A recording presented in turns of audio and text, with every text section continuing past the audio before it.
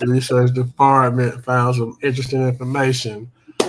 All right, man. It is Sunday night. It is 7:30 ish on a Sunday night. We are live in the man cave. I am Coach Barnes. We have the All-State coach, All-State PG may join us this evening, fresh off a flight. But the show must go on, as they say in Hollywood. So appreciate y'all tapping in with us for another edition of the Man Cave where we talk Polk hoops. We are the number one source for high school basketball in Polk County, and we feel like we're the number one source in the state of Florida. So we appreciate y'all rocking with us, tapping in. Do have a nice show for you tonight.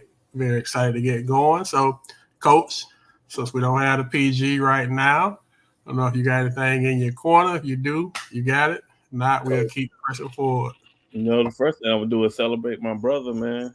Congratulations to TBS, the varsity team grand champions one more time, national champions, and JV was runner up. Congratulations to the coaches, the director, my brother Corey Toomer, and all the ladies that are part of TBS now and forever.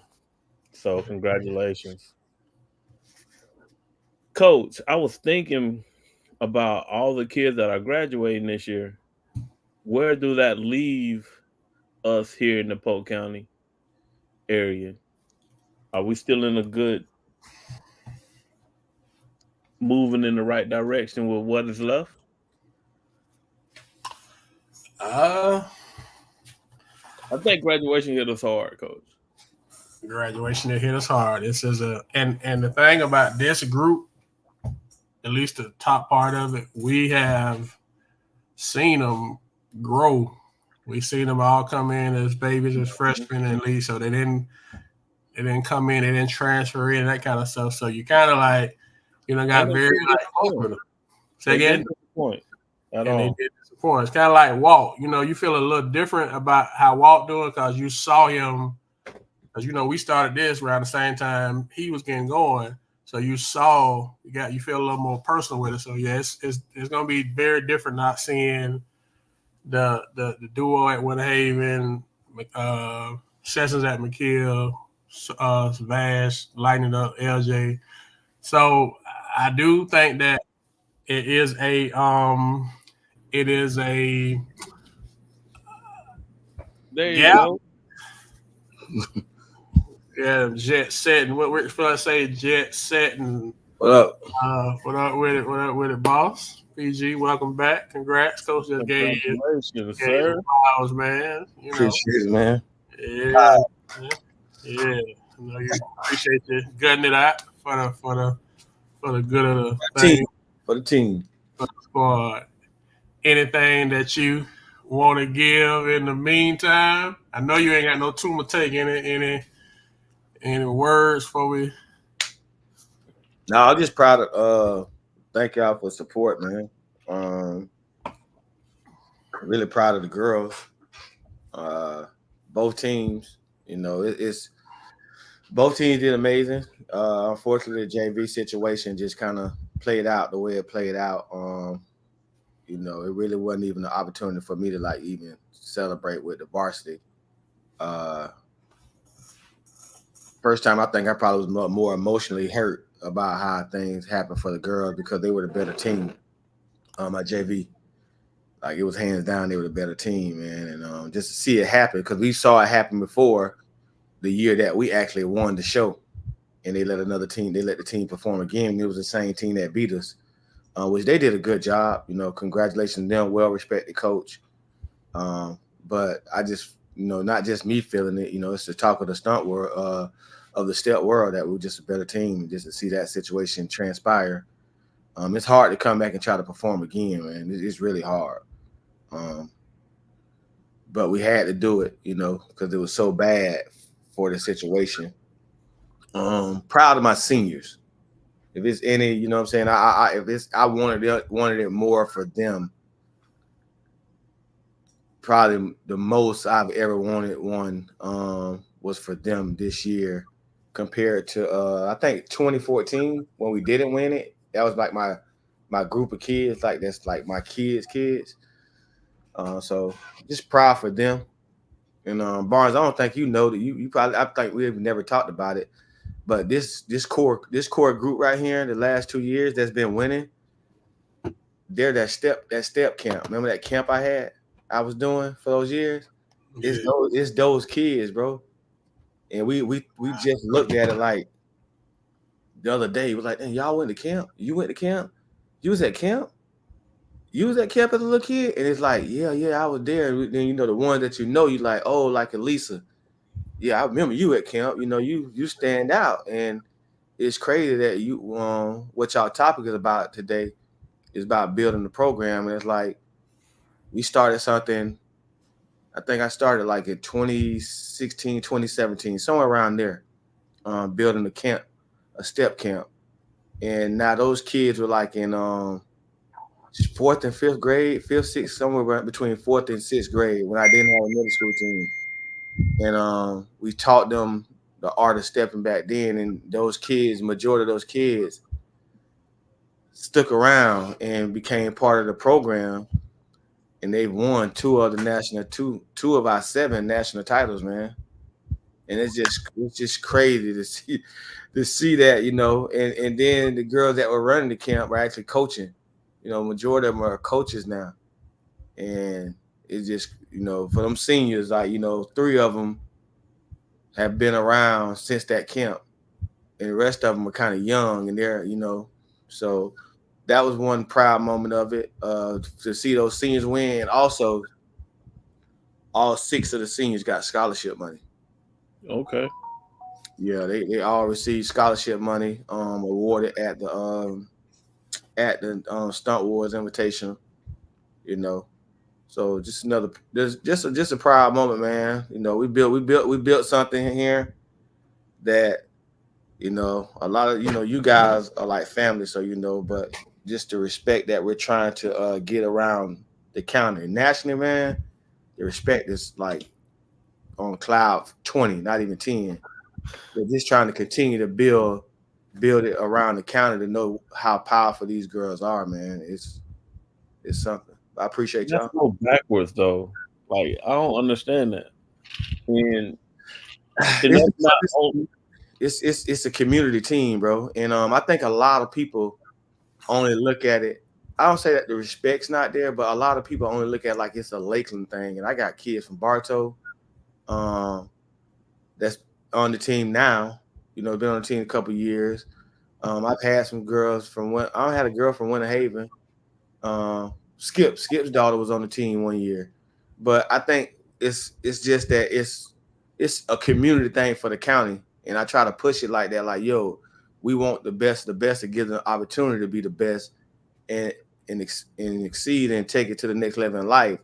But when they're only looking at it like it's one tier of the county compared to what it could be, I think that's part of the thing that we got to keep continuing to build. That it's not that like this organization is just not about one town. okay. But what I was gonna say is that that's not unusual because I've heard like Bacon and Sanders say, they get more love out of town than they do at home. I've heard them say that, and I've heard other people say that they get more love from people out of town than they do here, and we just need to do better as a whole. Man, bro, Billy Barnes no, because he's been around it, but Yeah, it's a celebrity type of situation with those girls when it comes to out of town and going to shows, man. of And, course. and I think How many national championships have y'all won? varsity is 7 and JV 2, so it's a total of 9. That's what I'm saying, bro. Like national champions, not just like Exactly.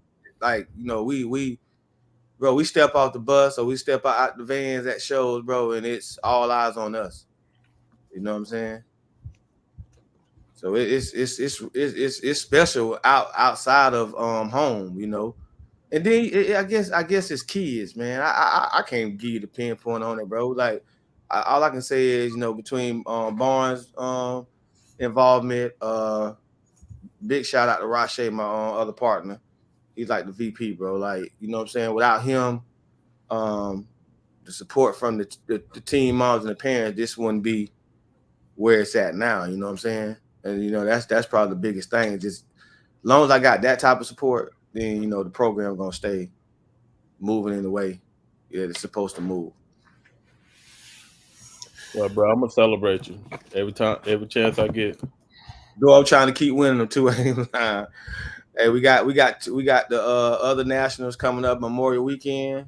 I told the girls they can really claim that they the best ever, be in that conversation because we've had one core group that's won both Stunt Wars and U Step in the same year. That was 2015. They're the only crew that has done it. And we should have did it last year with all the things that happened because we were by far the best step team in the country. I still think we are this year, and you know, anyway, with everything that's went on. But this group of seniors can put their place in history and say they the best. You know, I love to have that little deep conversation with all the girls. So yeah, got one more show. You claim it. Well, shout out to the ladies of Taken by Surprise. Stunt Wars was in Dallas, Texas this past weekend. Bro took about, 60 girls, 60 plus? Yeah, about 60, 68 girls. Put 68 girls on the plane, took them to Dallas for the weekend, and like you say, step in front of almost 5,000 people. Packed house. Yeah. Just giving them experience of getting scholarship money. Hated for the babies that they got robbed in broad daylight. But like you said, they got a month to recalibrate the, you know, it's tough to lose when it's not nothing you can do. I mean, it's not of your own fault. Like if technology and music not working, that shouldn't be the cause of you, you know, losing and then losing close at Heartbreak Hotel. So it's the same thing in sports when referees get involved, or yeah, you know, it's just it happens. The human element. Yeah, the human element part of it. You know what I'm saying? But I think it's gonna drive them for their next show. Oh yeah, man. Listen, ain't no middle school female team come close to them girls. So you know the thing with them is like our high school girls, they can step into the division of all girls at Stunt Wars, and for Stunt Wars, when they do middle school, they just pick the 4 to 5 best middle school teams across the country. So we were the only female team. Everybody else, it was 3 boy teams and 1 co-ed team. But we were the only female. Female to female, I go to sleep on that. My JV team is really like a varsity team. Appreciate that, DJ. All right. Well, we got a good conversation. We got 2 guys in the group that can speak very well about this, and then we want to bring in some outside guys for some conversation to give context. And since we feel like it's an important topic, we want to make sure we get people that's very well respected, not just in Polk County but statewide. So one of the guests that we invited is in the studio in the lobby, so we're about to bring him on. He is not a Polk County guy per se, although he plays in Polk County like you wouldn't think he wasn't. But I guess the address is not Polk County, but very well respected statewide. Has put people in college as his kids always play at a high level. He's very well respected in the county. So we want to make sure we have good people to give good conversation and drop some good gems. So first time ever on the show, but we definitely appreciate you, Coach. We're going to bring in now Coach Mark Grizik from Windermere. How we doing? How you doing, Coach? Oh, man. Good. How we doing? We appreciate you. Appreciate you being on, man. And before we start, we got 2 more guys that we invited, but we don't want to hold you because we appreciate on a Sunday night. Respect your time. We put out our rankings for the end of the season. There's a couple of kids' names that got wrong, so I am in the process of editing that and reposting it. So do apologize for the parents and the kids. I know how it is about getting the name spelled wrong, or if you're 6'2", if you're 6'4", and we got you at 6'2", I know that stuff means something. So I want to say it live, that we got They're probably really 6'2". Coach, that's what I see, but I know the game. This time of year, you 6'4", so I get it. I understand. I respect the hustle. So, Coach Christian, for people that don't know, you want to give you a chance to kind of introduce yourself, anything you want to say before we kind of get started for folks that, you well known, but for the one or two people that may not know you, just introduction. Man, been around a long time.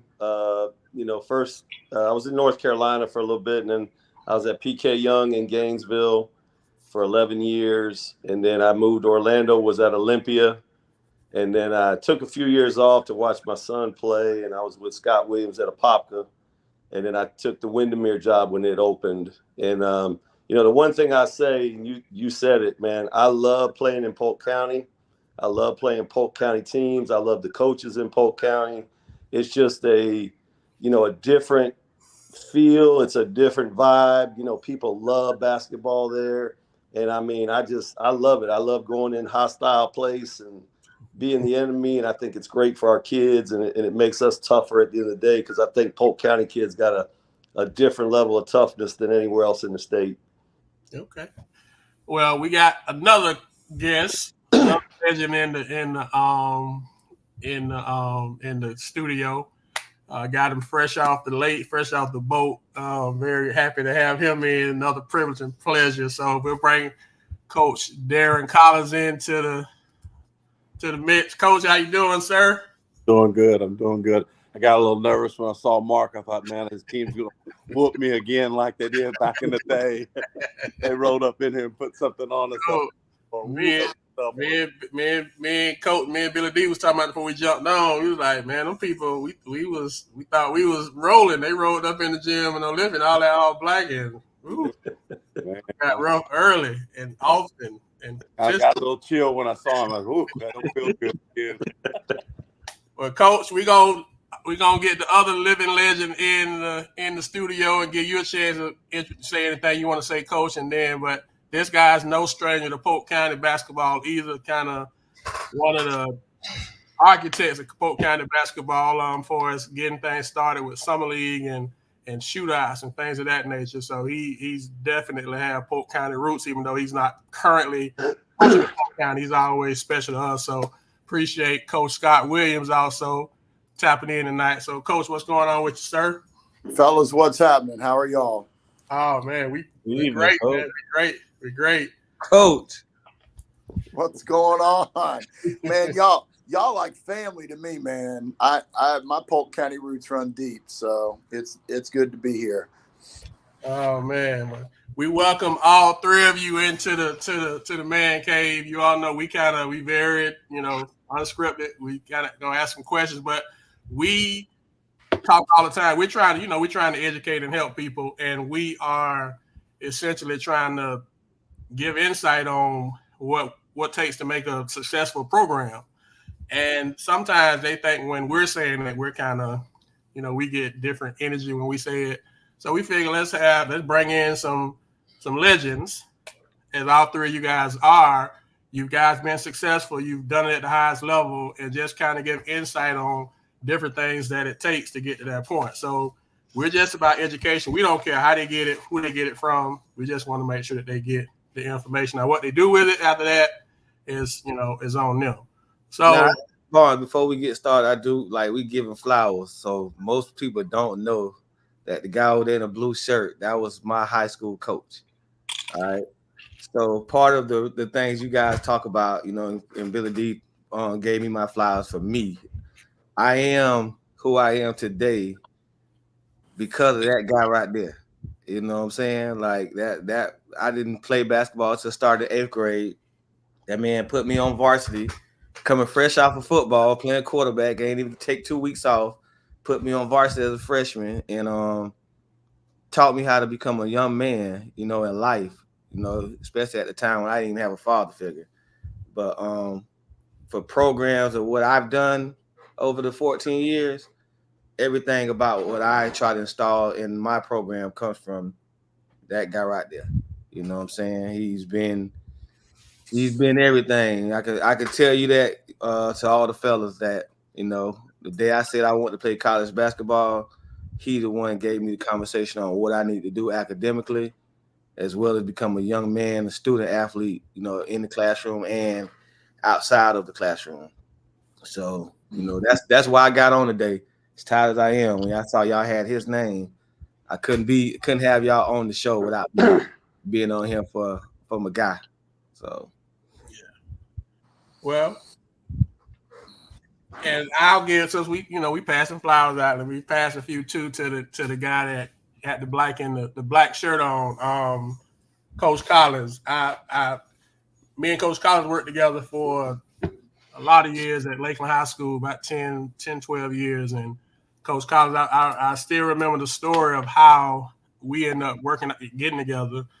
I was at Jenkins. I had left Jenkins to go into admin, and me and Coach was going to the same church.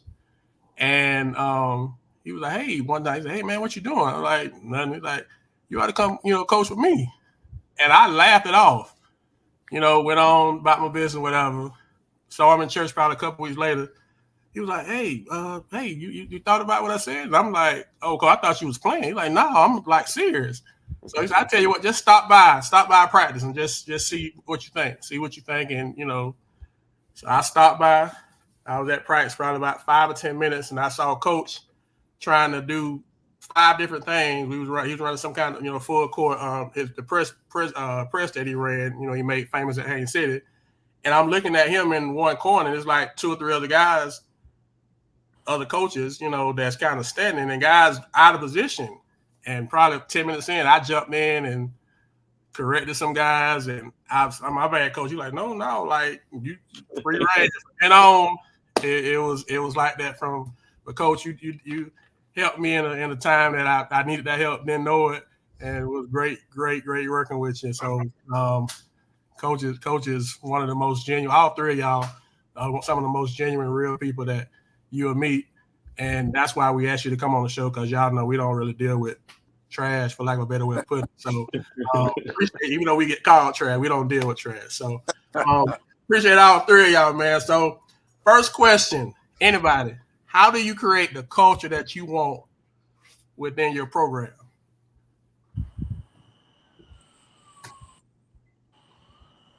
Anybody can jump in. How do you create the culture that you want? I guess y'all. I'll start. I don't have many good answers. I'll just share what I think. First, it was really hard for me to want to put Toomer on the varsity. He only scored 2,000 points in high school. Boy, I was really a talent evaluator on that one, wasn't I? I mean, that was a real difficult decision. But I think wow. I think you have a couple of different categories of high school coaches today. One of them who will develop their culture within the context of wanting to win games and championships, and that's wonderful, and that's valid, and the culture in doing that causes you to you make certain decisions and place certain emphases in your program based on that. Then you have another category of coach that I think and would hope that people believe that I'm in, and that is that ultimately my greatest job is in helping the young men that I coach become better men, become better fathers, husbands, leaders, employees, sons, all of those things, while also pursuing winning games and winning championships. I mean, this isn't altruism. I'm as competitive as anybody, if not more competitive as anybody in this arena. But it does change the decisions you make on a daily basis, and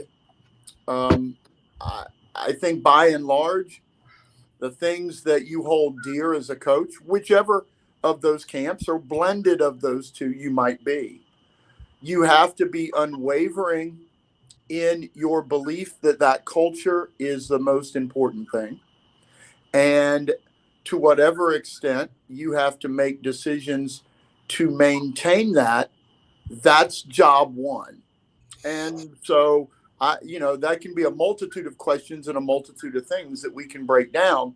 But at the end of the day, if your culture matters, whatever it may be, because I'm not going to say what I believe in is best, whatever it is, what it is, it's what I believe in. But if you have the conviction that allows you to stay in this for a while and be successful, you've got to be willing to make decisions that are about culture first, and the other things be damned, whatever they may be.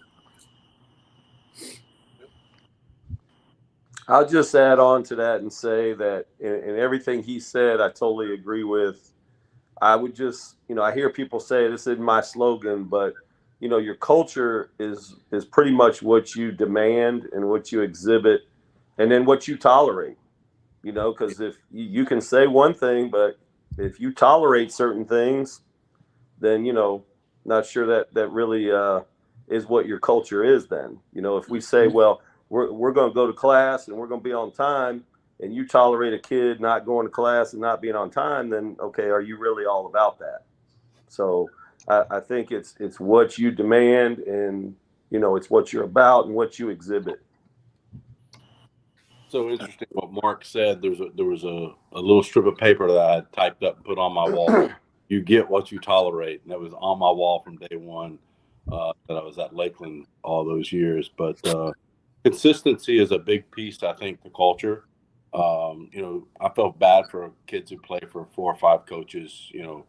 And you say you had 4 coaches in 5 years, yeah, or 4 coaches or 5 coaches in 4 years.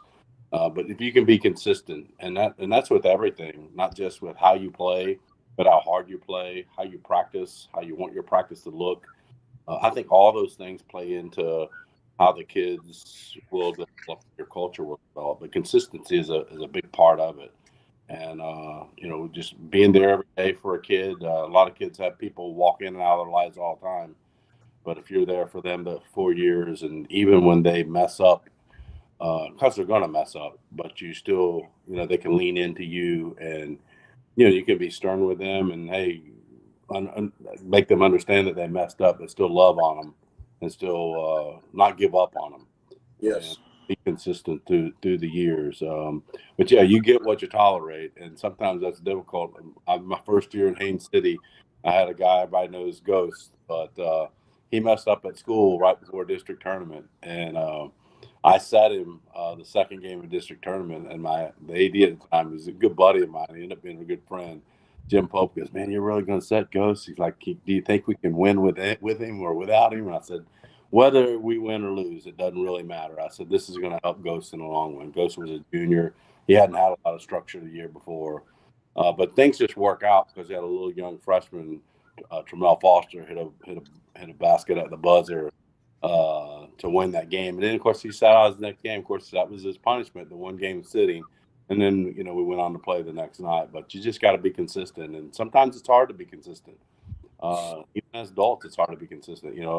I went to the gym for about 3 months in a row, got down to a decent weight, and then I locked off again. So, it's all part of the process, even in your culture in basketball. But consistency, I think, is really key.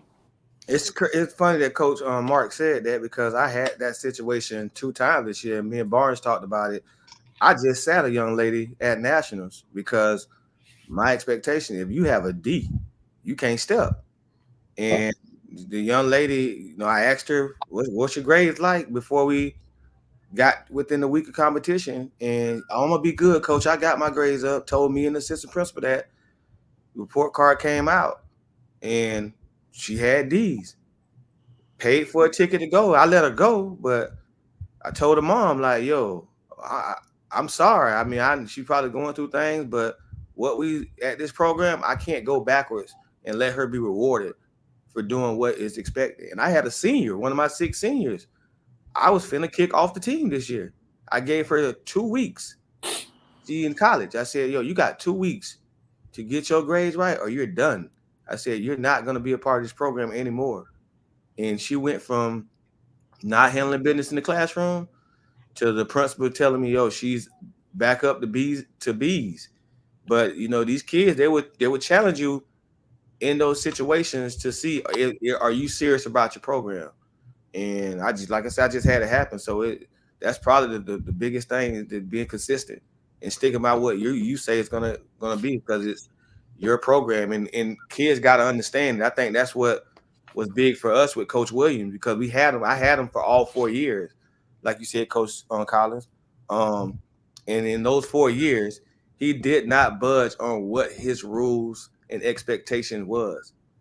If you didn't follow those rules, you wasn't allowed to play for him. Period. So that makes sense. So And, it's funny, culture. You have an on-floor culture, and you have an off-floor culture, and both of those are important in what we do. It's kind of funny every year. I think probably because we don't shoot it as well as I'd like. We do a really good job on the offensive glass, and I'll have coaches email or text me, Coach, you got to tell me the drills you do for your offensive rebound. I go, we don't do any drills, but if a kid doesn't go to the glass, we sit them.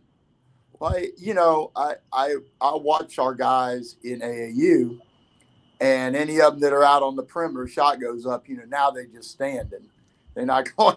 They got that NBA offensive rebounding approach going on, and part of our culture is we're shooter shoots, the point guard or the next guy gets back, and we got 3 climbing on the rim, and that's what we do every time.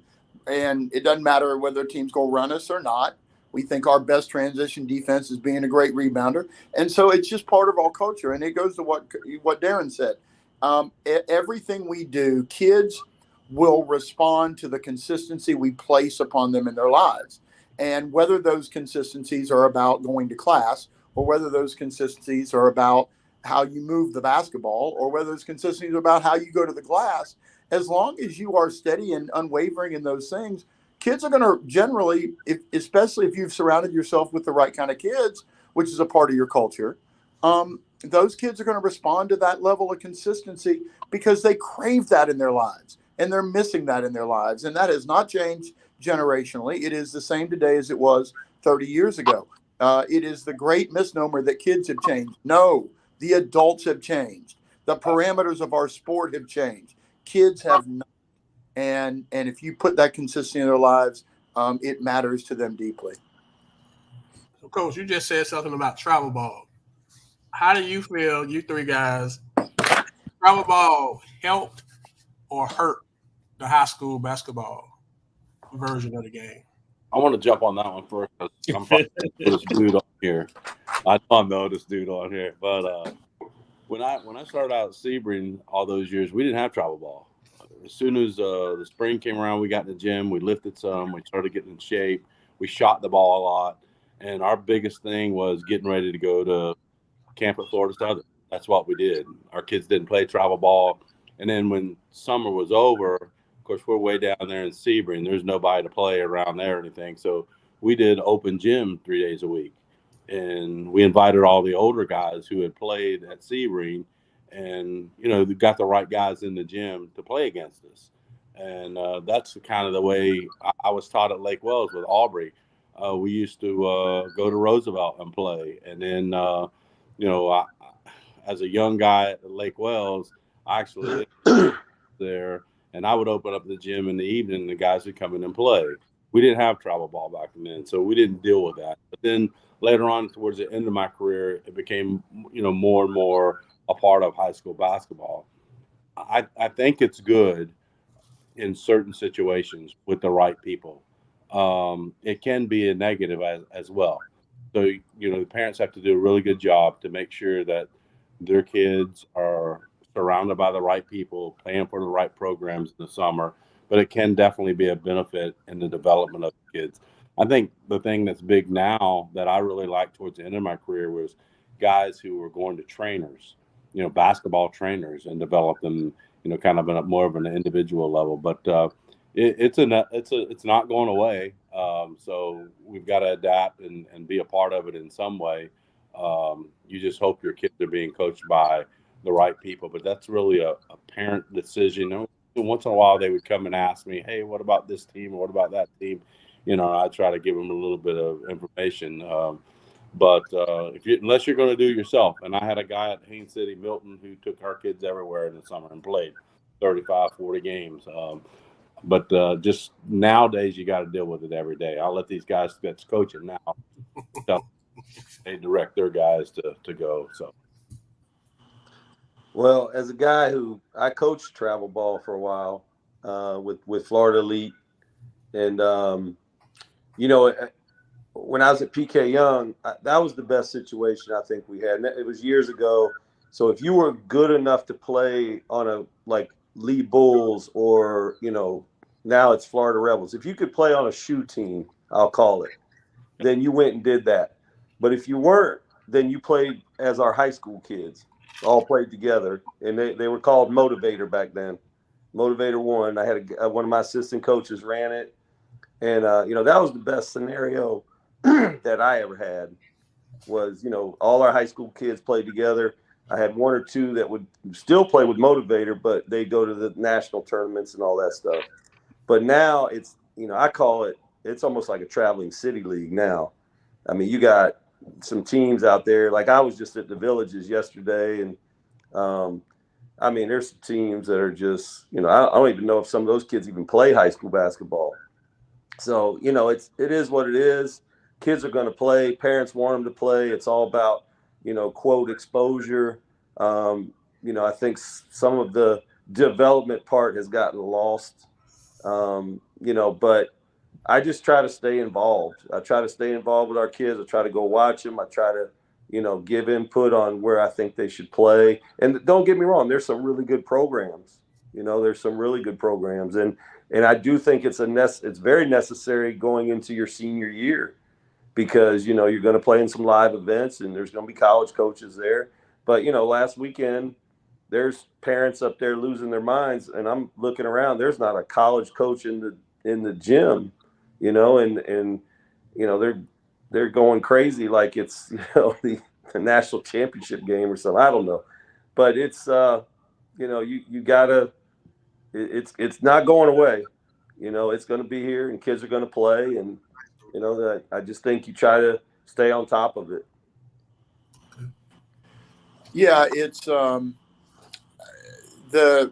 I think with travel ball, it's a matter of assessing what it is and what it isn't. Kids are going to play, and there's nothing wrong with them playing. It's nothing wrong with them enjoying a game they love, being a part of a team, recognizing that the game is coached and prepared for in different ways. There's a million ways to skin this cat. That's a beautiful thing. In our area in Orange County, AAU is so tremendously watered down. There are so many teams, but once again, if you view it within the context, hey, it's great. Kids are playing some, and they're getting a chance to go hoop a little bit. That's wonderful. And it's great because those games, those opportunities aren't found elsewhere.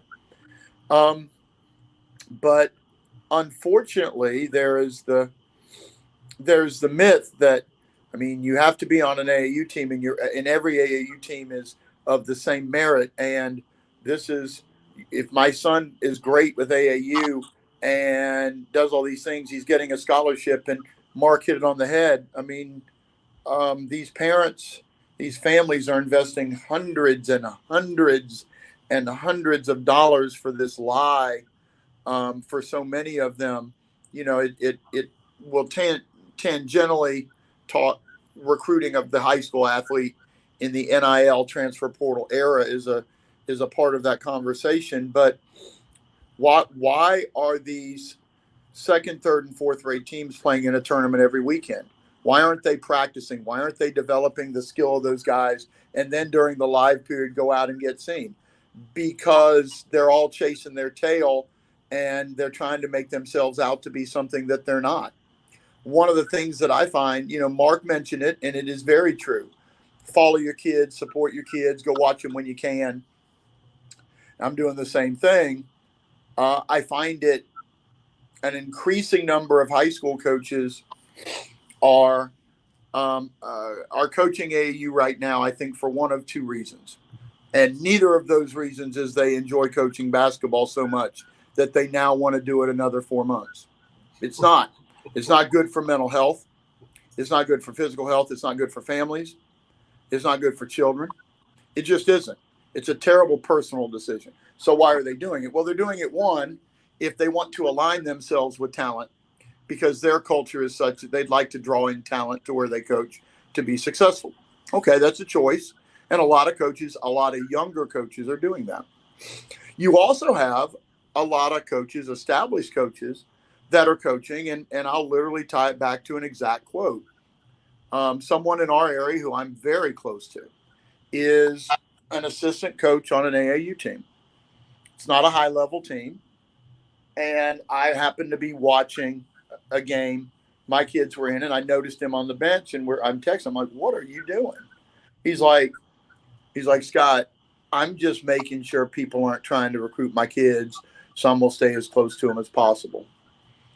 And what a terrible thing to have to think about. And the reality is, there's probably some truth to it. And it's just, it is the part of the spring and summer circuit that is unfortunately not positive.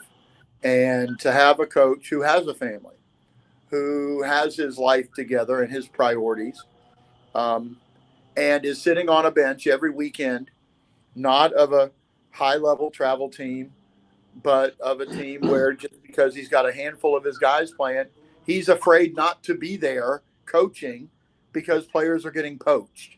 And I think that is it's a really scary place that we're in terms of that. That as high school coaches, we have to make those kinds of decisions. I don't want to sit and compare AAU basketball to high school basketball. It's two different basketballs. The AAU game is more resembling of the professional game, right? None of us are going to sit here saying the NBA basketball game is a bad basketball game, but it's a different basketball game. It's a different basketball game than the college game. The college game is more aligned with the high school game. That's my opinion. I'll plant my flag there and I'll die on that hill. Both of them are okay. They're very different. I will spend the latter part of May and the beginning of June reshaping the mentality of how my players play the game as we get ready for our June season, because they've been conditioned into playing the game a different way. It's neither bad nor good. It just kind of is what is. But everybody has said it. It's a big part of the game. It is, for kids that are recruitable, yes, exposure during the live period is vital. And I'm going to say that again. For kids that are recruitable, I think it's the great lie being propagated by the bad seeds in our business. High school coaches, trainers, AAU coaches, handlers, the whole lot of us, is the lie of, well, doing this will make you a college player. No, generally not. Okay. Kids make themselves into college players by taking advantage of the opportunities around them. But how many thousands of kids are being lied to? You're going to be a college player in 2024. Ooh, I just I don't like anything that does not allow truth to be spoken into the lives of young people. And I think maybe that's the large concern I have with things that happen to my players, maybe away from our program, because I'd like to think that truth gets spoken in our four walls. I know it does in Mark's. I know it did in Darren's. I know it does in so many programs, and it does in good AAU programs too. Mark hit on it. They're wonderful AAU programs, and I can guarantee some AAU coaches will say there's some terrible high school programs, and they'd be exactly right. So it's just about the people and the men and the women that are leading these programs. And it goes back to your first question, Corey, the value system and the culture that people put in those things. So to tag on that, Coach, so spring, summer, fall, after the season, right? It's 3 parts before you get back to the season. And people are searching, and Coach has talked about it on the show previous to tonight, about what should people be doing at different parts from the end of the last whistle to the first practice. So from like the spring, summer, fall perspective, as far as how you setting up your program, if you guys, I know, Coach, you don't do it anymore, but I know the other two coaches still, doing it. So if you're willing to share any of your trade secrets as far as what we're doing in the spring, what we're doing in the summer, what we're doing in the fall, what are we trying to do in order to make sure we're ready to go when it's time to go? I think that's changed. Well, I've changed on that over the years. So in the spring, I don't do a lot. I mean, I'm blessed. I have a class with my kids every day. So we right now we just hoop. I let them have fun. I'm not yelling at them. I'm not. Y'all go hoop. If y'all want to get on the shooting gun, get on the gun. I'll open the gym at night, whatever. But for me, this is go be with your AAU team, have fun, do what you do, kind of thing. Now, once June hits, then it's back to me, it's back to our program, back to our school, and we go hard every day in June, pretty much. And that's kind of where I've changed. I mean, 10 years ago, I'd play, and McGriff and I were talking about it yesterday. We'd play 30 games in June, and it's kind of like you look back on like, what were we doing? Like, so now it's skill work every day.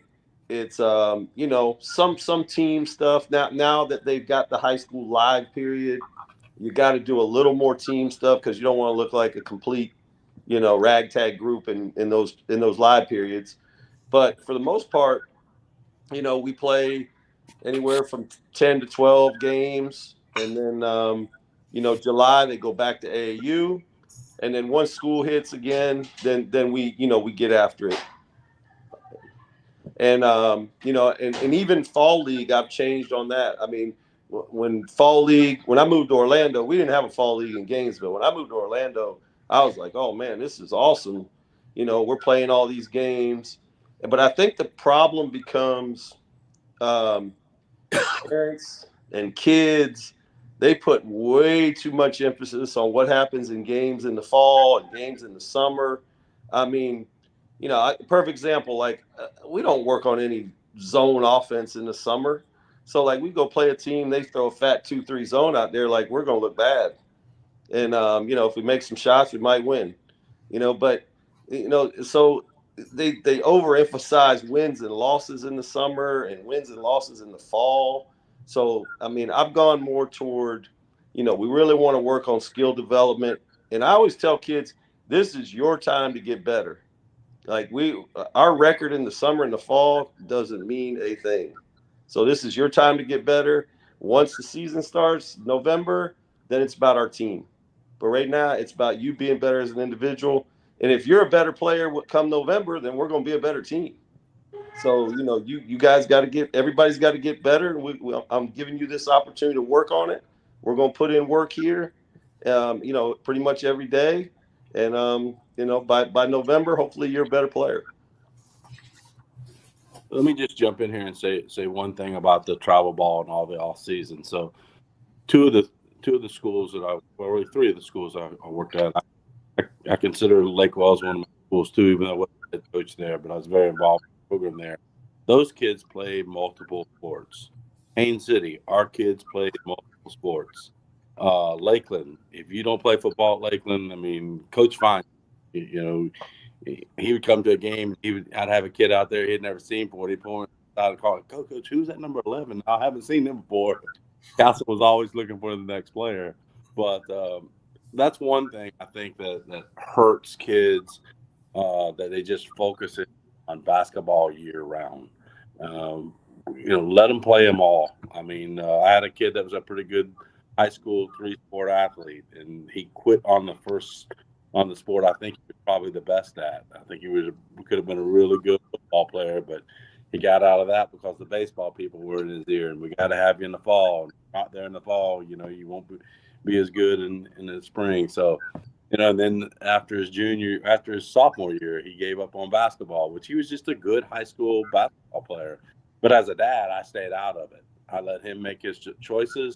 I was never going to tell him you're going to play this sport or not. And, you know, he chose to play baseball. But I think that's one thing that travel ball does hurt, having the kid play other sports. And when does a kid get any downtime?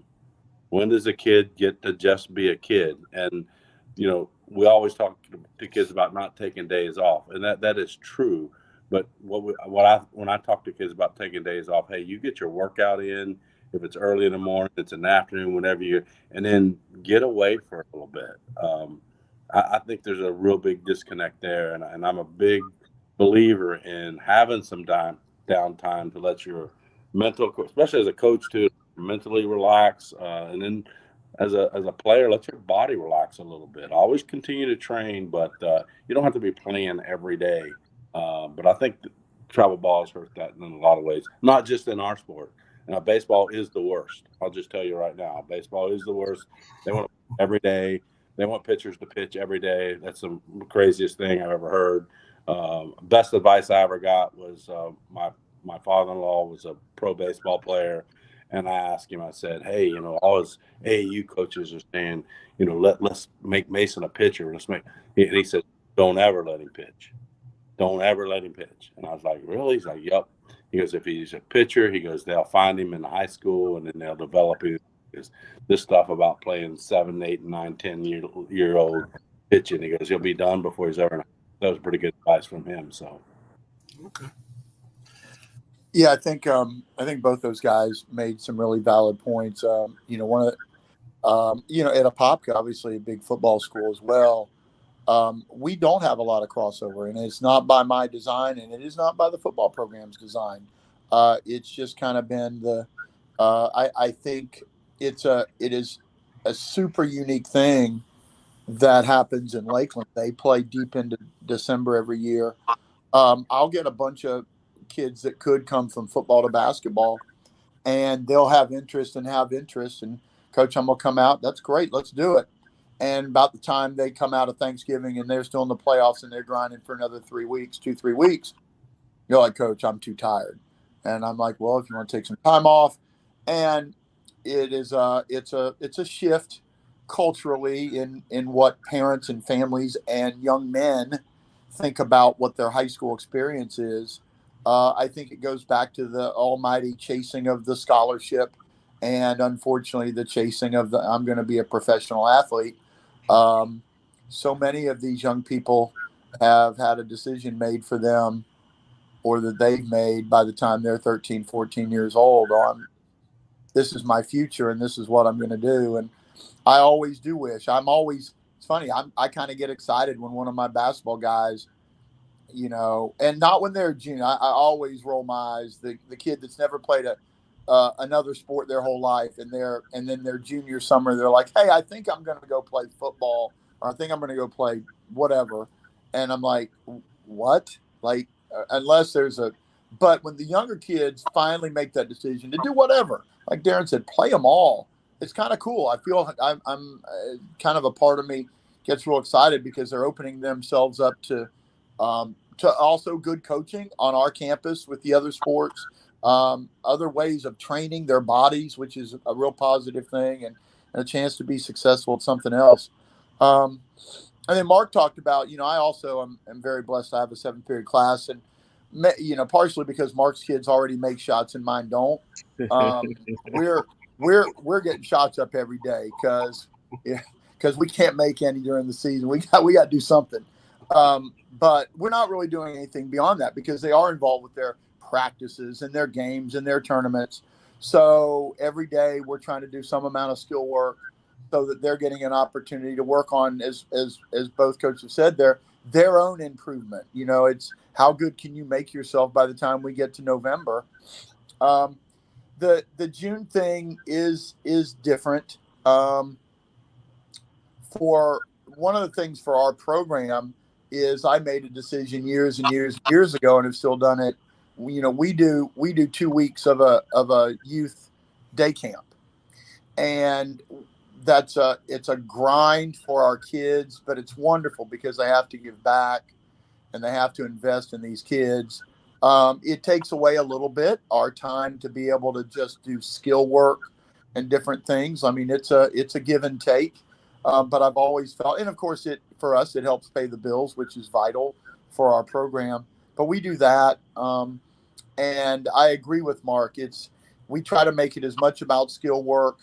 When we practice, we're getting shots up, and then we do. And Mark made a really good point. We're gonna do enough to try to make sure that we go represent ourselves to a point of pride, to be able to try to compete in the live period events and the things that we do. I did learn a lesson 2 summers ago. I have long believed in the summer I just roll guys in and out, just run them in it, let them play.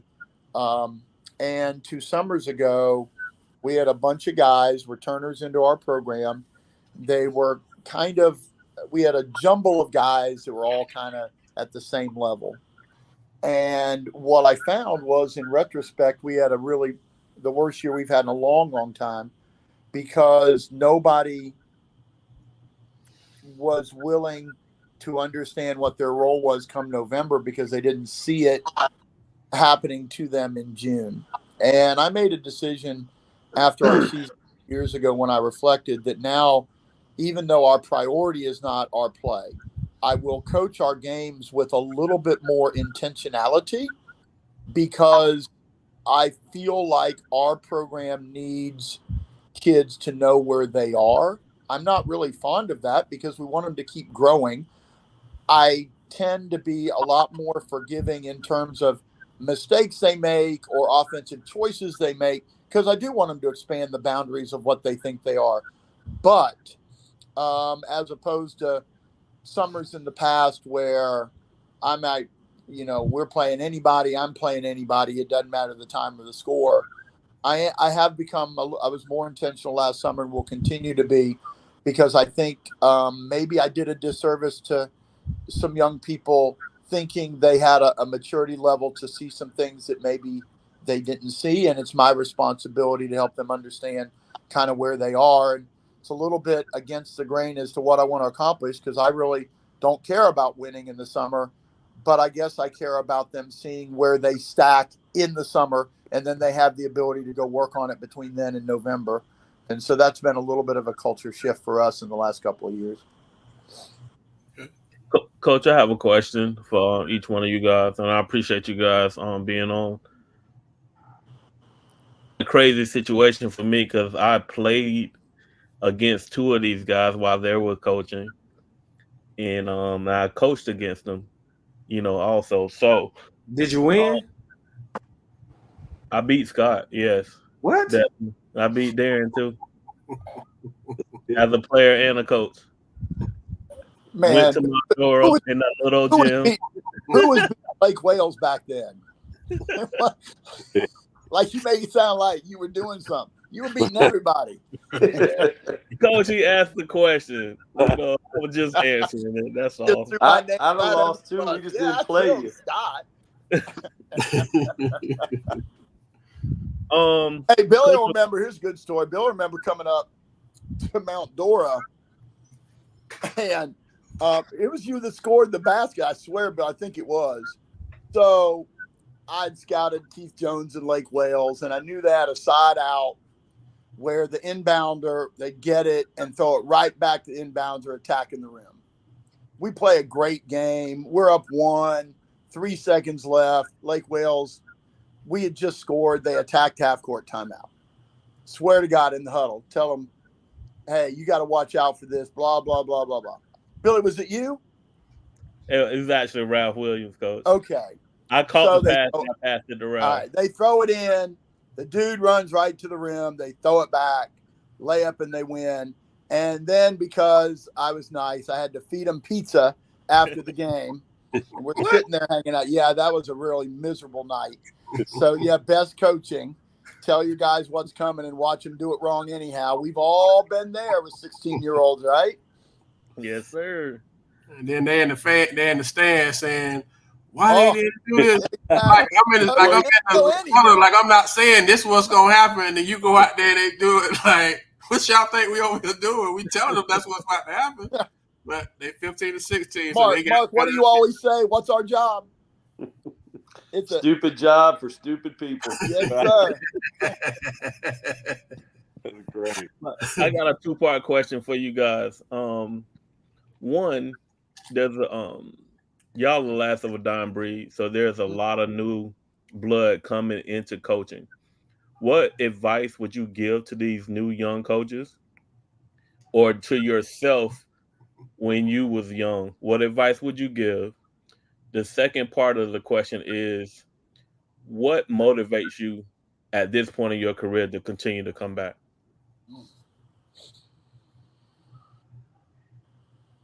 Great question. Those are two great questions. We're going to end with those two questions. And once y'all get done, we'll give you a chance to finish up. But we can't top those. So you see, I got papers. I'm going to put my papers up. So I'm done with what I had. Mark, you want to take that first? Yeah. As far as what motivates me is what's always motivated me. One, I love the game of basketball. I've always loved the game of basketball. But I would love the relationships that it brings, and the relationships with the kids, relationships with even parents, other coaches. I've been so blessed to meet so many people and have so many great relationships. I mean, listening to you guys, you played for coach, and just that's what it's all about. And that's what keeps me motivated. Um, Advice to young coaches would be, I look back at myself as a young coach and I think like, God, I was so bad. Like, but I thought I was good. You know what I mean? Like I thought I had it all figured out, but I didn't. And it takes a long time. But I would just say, be yourself. Like be who you are. Like I tell all my assistants, you don't be me. Be who you are, and your personality is different. Be who you are, stick to what you believe in. If you believe it's right, then it's right, and just always stick to your guns and understand that. I think we talked about it earlier. Don't sacrifice what you believe in for winning. That's the biggest thing. Don't sacrifice your beliefs. Um, I love what I learned a lot. I was with Scott for 3 years and loved every minute of it. And I learned so much. And one of the things he used to always say is, you get 24 hours to lose your mind, right? And because kids will lose their mind every now and then. So it happens to everybody. You got 24 hours, and then you got to figure it out, and then understand there's going to be some consequences for losing your mind. But we're gonna love you, and we're gonna work it out. And he sat one of his best players against me. Heck, the whole district tournament, I think. A couple years ago when he was at Wekiva. I guess that wasn't a couple years ago. That was a while ago. But I just think you never sacrifice what your principles are for winning, because at the end of the day, and I learned this at a young age. I had a kid. I loved him, but I should have got rid of him. I mean, he had done enough where I should have got rid of him. And at the end of the year, we didn't win any more with him than we would have without him. And it was a lesson I learned a long time ago, and I'll always remember that. So just don't sacrifice what you believe in because you think, well, I need that kid to win. Because at the end of the day, when it's crunch time, he ain't gonna come through for you probably anyway. But those are great answers, Mark, and I think we all feel the same way, especially about the relationship piece. My role has changed drastically in the last 10 years. I never anticipated being an AD, never even thought I wanted to do that. But some circumstances came along health-wise that I had to step away, and then while I was away, they asked me to fill in for our AD who was out, and then they asked me to stay. So what's neat about getting up every day and going to Lakeland for the last 8 years and now out at Victory is that I make a different impact now than just with my team. So it's more of the program. And you say, well, how do you make an impact? Well, I do deal with the adults. You hope what I can pass on to the adults that some of them already know it all, so they don't need my help. But things that I loved at Lakeland was when we started lacrosse. I found a dynamic young lacrosse coach right out of college. He played up in SUNY, New York, which is a hotbed for lacrosse. I didn't even know that. I had to like study and find out where they even played lacrosse. I don't think I even watched the game before, but now he is like a stud of a coach here in Lakeland. And, I love the fact that I found him. He was single. He came down here. He found his wife here. He has a kid now, and he's just doing a great job. So that part of being an AD is a relationship on a, well, Billy, you're an admin, and Corey, you're admin. Then you're dealing with the adults, but then you still get to pour into the lives of young people just at a different level with teams. Victory is a total different situation than anything I've ever been a part of. It's really, really neat what's going on out there. They deal with the body, soul, and mind, and the soul piece has been really, really cool to watch, to be able to speak into young people's lives, to see them have a chapel service every week, and they don't just come in there and sit, but they listen to the word, and they really go after the Lord. That's really a neat piece that I'd never been a part of before. So that's really cool. But as a young coach, what would I go back and say to young coaches or to the young coaches now? I know I listen to Corey Toomer, and I love his take on a lot of stuff. And he's made the word trash just a popular word. And he takes a hit for it. But, honestly, there are some games I go to, and I kind of got to shake my head, and I leave the gym, and I think, man, did our games look like that back in the day? You know what I mean? But I do think coaches are pouring into kids and doing the best they can. I just think we had great mentors, and Scott, you can attest to that. When we went to Florida Southern Camp, I learned so much during that week as a coach. I learned more than that week as a coach than I did as the kids. I just they opened themselves up to you. They taught the things that they knew. They shared with you the things they knew, and then clinics was a big part of our time. Aubrey Whitaker used to drag me to clinics everywhere. I remember going over to Orlando and sitting and listening to Ed Kirshner talk for 2 hours one night, just at a restaurant, and just I wrote I still got whole notebooks full of stuff that I wrote down. But I think the studying of the game. I think maybe if I could tell the young guys something is to study the game maybe a little more. I'm not saying they don't know the game. I think that sometimes they have a hard time imparting what they want out on the floor to the kids. Does that make any sense at all? Yeah. I don't know. But it's not a knock against the guys that are coaching now at all. But I just come up in an era, you had Tony Marie Shield over Kathleen. You just had some great coaches in this county, and I was like an assistant every night watching Jimmy Austin coach, and those guys were just great coaches, and they just were well prepared, and their teams played a certain way, and you better be prepared or they were going to embarrass you. And even the JV teams back then, they were just so competitive. But, I think we have had a lot of turnover, Billy, in basketball. Some of it's been really good, but I would like to see the game in our county maybe elevated a little higher than where it's been the last couple of years. I know earlier in the show you all were talking about the seniors graduating, but we still have. I've seen some 7th and 8th and 9th graders out there. We've got a good crop of young kids. We just got to start coaching them up and getting them ready to be the next best kids here in Polk County. So. Okay. What I would tell a younger coach or younger version of me, I would tell the younger version of me to chill out a little bit.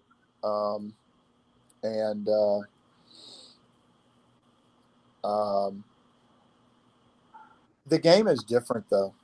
I don't know if a lot of the things that I think I would talk to a young coach today, talking to myself then, the game, that the environment of being a high school coach is radically different than it was 30 years ago. So I think the message would probably be different. I think I would tell young coaches today, one, based on the things that you believe, be very selective about the job you take, because you have to find the right people. You have to find the right AD, like Darren.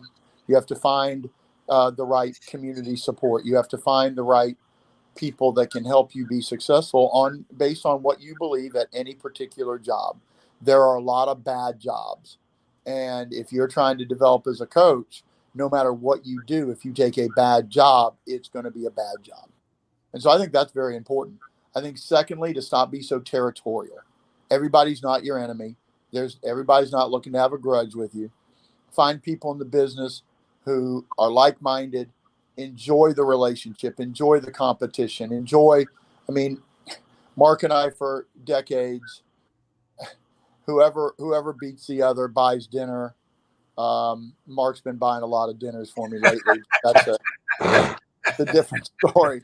And I'm not exactly happy when I go there, but you know what? We do it because we love each other and we're brothers. And I think I think a lot of young coaches are missing out on that because they think everybody's supposed to be their enemy.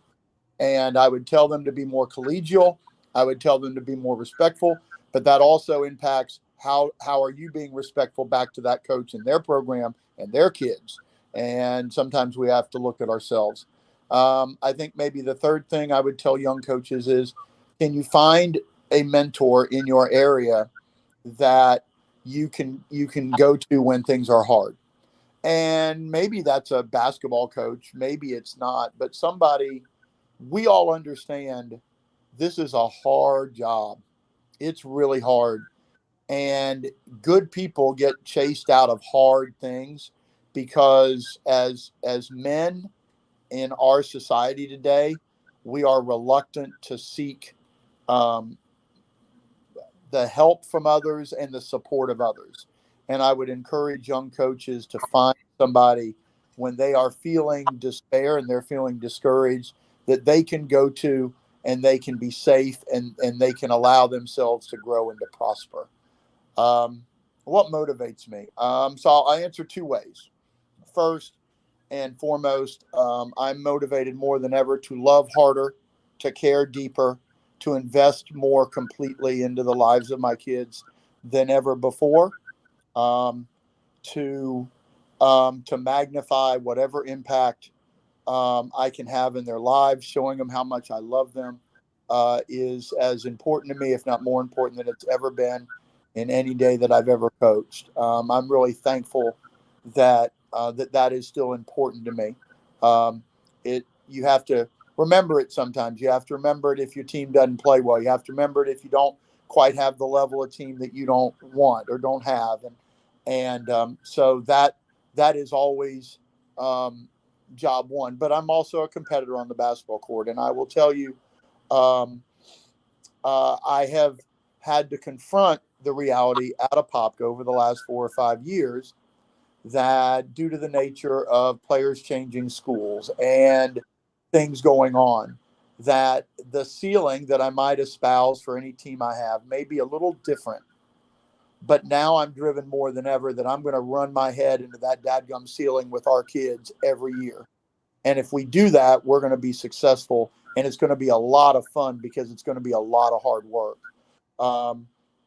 I really had to come to grips 2 off seasons ago, or last off season, after a really poor year, whether or not, the proverbial phrase, the game passed me by. And was I no longer the best person for a school that I love and care about deeply? And it took me months to decide, no, I want to do this, and I want to prove some things, not to anybody else. I wanted to prove things to myself. And the last 9 months have been as fulfilling for me with my team and our journey as it's ever been in my entire career. And so I'm glad that I was able to manifest what I needed to be able to keep doing that. And so I'm really, really driven to do that every year because I don't know if, I've always believed where I could be that, hey, we got a chance, we got a chance to get to Lakeland. I don't know if a Popka's got a chance to get to Lakeland anymore. Not the way the circumstances are in our county and different things. But I know this, our ceiling is good enough to be a state playoff team and to be a dangerous state playoff team and to maximize ourselves. And we did that. And I want to do that every year. And that journey, that challenge and that struggle is still fun for me. And I'm really thankful for that. One thing I would back up and say, young coaches, and I don't know if Darren or Mark said it or how it connected into my brain space, young coaches think they'll watch what UConn does or watch what Oklahoma City does, and think it's easily applicable. And I would tell young coaches, watch and learn from the next levels and from the teams and players and coaches you admire, but realize that you're going to have to make it fit to the kids you have. And I think an awful lot of young coaches watch the NBA game and they think they can do NBA stuff with high school players, and it doesn't work very well. And so anyhow. Well, coaches, we appreciate all. You on mute. You on mute. I got one question for all three, even though Coach Collins been out the game. I don't know if y'all asked this because I had to get on a quick call. Has the coach said something about the transfer? Has the transfer portal affected the way you guys feel programs can be ran now? Did somebody ask that question? No, sir. Great question. Well, I've been hurt by it. 4 straight years up until this year, I lost one of my best players to a different school, not the same school each time. So you have a choice to make. You have a choice. Okay, there's always a perception that an older, more venerable coach like Mark or myself, that,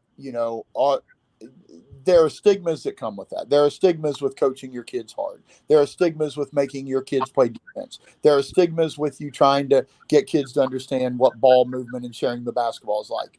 Okay, stigmas be damned. This is what we're going to do. We can be very successful doing it, and so be it. And do I want to make sure that what we do is on the floor is representative of the game as it's played today? Yes, and I mean I think we do. But if you want to leave because the perception is we coach your son too hard, because we make him compete every day in practice, and we make him sprint back on defense and give an effort at that end, and we make him pass the ball more than he might want to, then I'm going to live with those consequences. But yeah, it's a reality, and yes, it has hurt us, and no, I don't like it. But I also am unwilling to go to bed at night thinking that I've sacrificed the things that I believe in. And this goes to the very first question that Corey asked. I'm just not willing to sacrifice the cultural vision for my program just because I might lose a kid here or there. Yeah, and I think, I lost the McDonald's All-American, but I've gotten kids too. It's just one of those things where, Scott's the same way. We're going to do what we're going to do. And, it may not be for everybody, but, it's gotten harder. It has gotten harder just from a fact that, I'm not going to change what I do, but I know, everybody's a free agent this time of year. Like all our kids, they're getting poached by people. They got handlers telling them to go here. In Orlando, we got 2 new prep schools that just popped up, and now they're going after kids. So, it's just a reality of it. And, I look at it like, hey man, whoever's at Windermere come November, I'm gonna coach them up. And, it is what it is. And, I don't like it. I think, the days of like you guys, the one thing I love about Polk County is, Lake Wales kid, and there's some transferring going on down there too now. But gone are the days of that middle school kid growing up in, let's say, Bartow, and can't wait to play for Bartow High School. Like now, you talk to 8th grade kid, and where you going to school? Oh, we haven't decided. Coach Collins just got. We just saw that with one of Coach Collins guys. It's a decision making thing with it. It's crazy. Yeah, it's like I said, and I don't think it matters. Sometimes it doesn't matter how good your program is. You can how good the coach is. It's just parents are going to do what they think is best for their kid, and if that's what you think is best, then hey, I wish you the best. I'm never gonna, I'm not going to badmouth kids. I'm not going to, if that's what you think you need to do, it's what you need to do. I wish you the best. Coach, you got the input. I know you're not doing it right now, but you got the input on it. Well, we have it across the board in all of our sports now. It's not basketball. That's a fact. It's a football thing. You wait and see. After spring ball, kids that didn't get the reps that they thought they wanted, they may look across town and say, oh, there's an opening here or whatever, and they're going to jump and go. And that's not going to change. I don't see that changing anytime soon. I think as coaches, though, if we can do and administrators too, if we can do a good job of pouring into our parents and giving our parents a different experience, I think that's a plus. And it may be a little bit easier where I'm at now than where I was at before. But we do have parents that we really try to love on them as well and get them to see that we're just not talking about a kid coming here and change his life because of sport, but change his lives in my ways. So, but yeah, it's I would not want to be coaching when my best kid comes in and say, hey, I'm going over here because of this or that. And right towards the end, Corey, we would have some kids move around a little bit when we were coaching, but never to the magnitude of now. And I actually saw a kid took snaps for us on a Friday night football game and started at another school the next Friday this year. He was the starter in the game at another school the next Friday. And then the next week he was benched and the other starter was back. So, we're sitting there going, well, how did that work out for you? And I don't think your kid took another snap the rest of the year. But that kid didn't figure that out on his own. I can tell you that. There's people out there that talk to these kids and say, be here and we need you here. And they, and they go, they believe. Scott said earlier, there's a lot of people out there that tell them lies. And I really think it hurt that kid in the long run because, here we are. We graduated our senior this year. He was a junior. He was playing a quarter a game, and we played him a whole quarter of football as the quarterback. So I wish him well next year, but I know he's battling for two guys ahead of him right now where he could have been started this coming year and this spring and got every rep he ever wanted. But, yeah. And I agree with Mark too. We shouldn't stand in the way if the parents say it's the best what they want. We never say, "Hey, don't go." I'm never going to do it. If that's what they want to do, that's what they're going to do, and I'm never standing in the way. And if we got to sign waivers for them to go someday, I'll sign them because if they don't want to be here with us, I want them to still go and play somewhere else. No question. Go play somewhere else and do your thing. So I'm never going to hold a kid back that way. By the way, Darren, I don't know your lacrosse coach, but I know you got a pretty darn good basketball coach over there. Yeah. Shout out to Coach Fitzgerald. Yeah, you're doing a heck of a job hiring over there. Yeah, he does. He was hired beforehand, man. This guy, he puts in some hours too, man. He does 6 o'clock shoot around, and he cranks that up in August. So, God, that might be your solution to your shooting woes, but I don't know. Getting 6 o'clock and being there. Back ours up about 4:30. That bad, huh? Yeah. Well, I'll allow myself to get off there and let Coach Grisick tell you. Hey, man, we appreciate y'all tapping in and giving great insight, great information, man. And like you say, it's our family, so this is just a family conversation. I don't know if you all get your chance to end with anything you want to say that you hadn't said before we sign off. I just want to say that, and Scott kind of touched on it earlier, and every kid that I've ever coached, I want to run across a man, and even the coach that I coach with, I love you guys. I know as men we don't say that enough, but I appreciate you guys. I love you, and I consider you guys family, and I just wish the world for you guys and the best for you. Same here, man. Love you guys and humbled that I can be included in anything to do with Polk County, man. I feel honored to get invited with the Polk County, the deity here. Hey, it's not too late, man. You still can come over and join us. Scott did a tour. You need to come and do a tour now. Ain't nothing better for basketball now. Best basketball in the state of Florida. But y'all just having to deal with the reality.